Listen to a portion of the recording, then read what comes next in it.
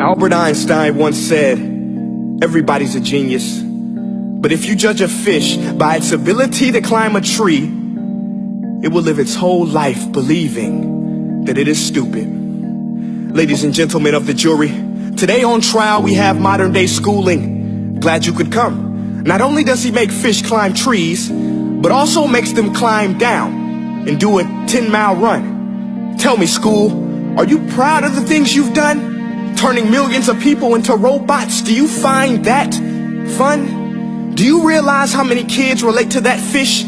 Swimming upstream in class, never finding their gifts, thinking they are stupid, believing they are useless? Well, the time has come, no more excuses. I call school to the stand and accuse him of killing creativity, individuality, and being intellectually abusive.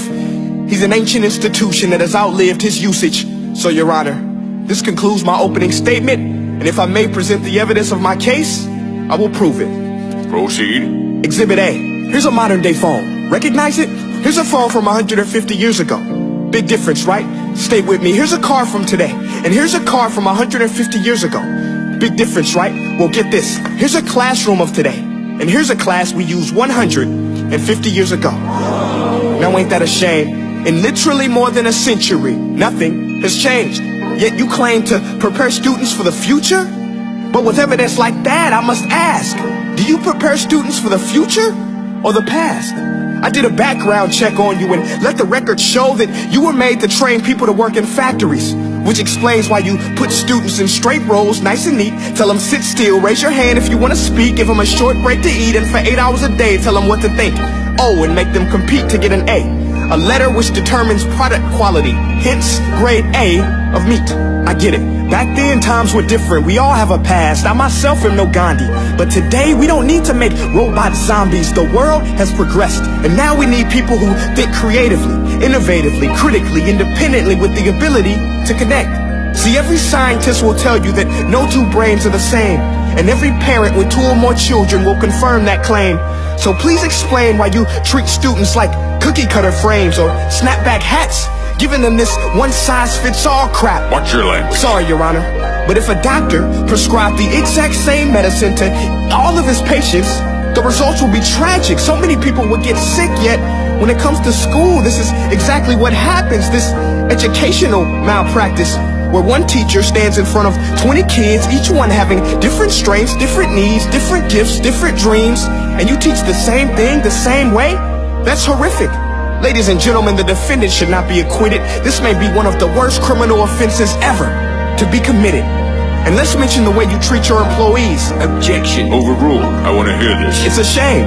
I mean, teachers have the most important job on the planet, yet they're underpaid? No wonder so many students are short-changed. Let's be honest. Teachers should earn just as much as doctors, because a doctor can do heart surgery and save the life of a kid. But a great teacher can reach the heart of that kid and allow him to truly live. See, teachers are heroes that often get blamed, but they're not the problem. They work in a system without many options or rights. Curriculums are created by policymakers, most of which have never taught a day in their life. Just obsessed with standardized tests. They think bubbling in a multiple choice question will determine success. That's outlandish. In fact, these tests are too crude to be used and should be abandoned, but don't take my word for it.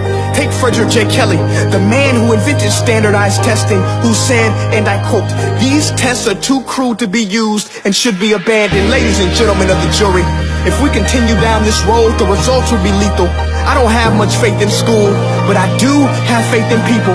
And if we can customize healthcare, cars, and Facebook pages, then it is our duty to do the same for education, to upgrade it, change it, do away with school spirit, because that's useless unless we're working to bring the spirit out of each and every student. That should be our task. No more Common Core. Instead, let's reach the core of every heart in every class. Sure, math is important, but no more than art or dance. Let's give every gift an equal chance. I know this sounds like a dream, but countries like Finland are doing impressive things. They have shorter school days, teachers make a decent wage, homework is non-existent, and they focus on collaboration instead of competition. But here's the kicker, boys and girls. Their educational system outperforms every other country in the world. Other places like Singapore are succeeding rapidly. Schools like Montessori, programs like Khan Academy. There is no single solution, but let's get moving. Because while students may be 20% of our population, they are 100% of our future. So let's attend to their dreams, and there's no telling what we can achieve. This is a world in which I believe, a world where fish are no longer forced to climb trees. I'll rest my case.